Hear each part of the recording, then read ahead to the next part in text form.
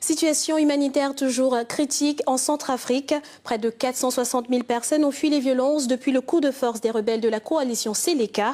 Pour ces déplacés, une assistance humanitaire est devenue vitale. Guillaume Durand. Depuis la dissolution du mouvement rebelle Seleka qui a suivi l'arrivée au pouvoir en mars 2013 de Michel Djotodia, la République centrafricaine peine à retrouver la stabilité. Le pays est toujours en proie aux milices et les populations sont les premières victimes des exactions.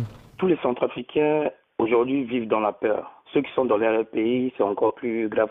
Ils ne vivent pas dans les villages, ils sont encore dans la brousse. Plus ou moins comme des animaux, on peut le dire. Ils sont à la merci de tous les dangers. Ils sont vraiment à la merci des grandes maladies et ils n'ont pas accès aux soins.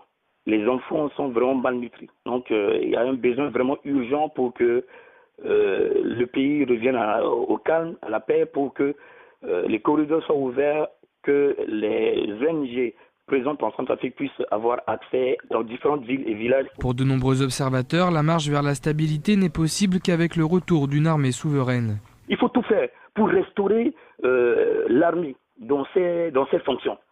Les forces armées centrafricaines, la gendarmerie et la police, leur donner les moyens nécessaires pour pouvoir assurer leurs fonctions régaliennes, c'est-à-dire la défense et la sécurité de la population. De deux, il faut contenir les éléments de la Seleka. Ils ont pris le pouvoir, mais il faudrait qu'ils se calment pour pouvoir assurer la sécurité et ramener la paix dans leur pays.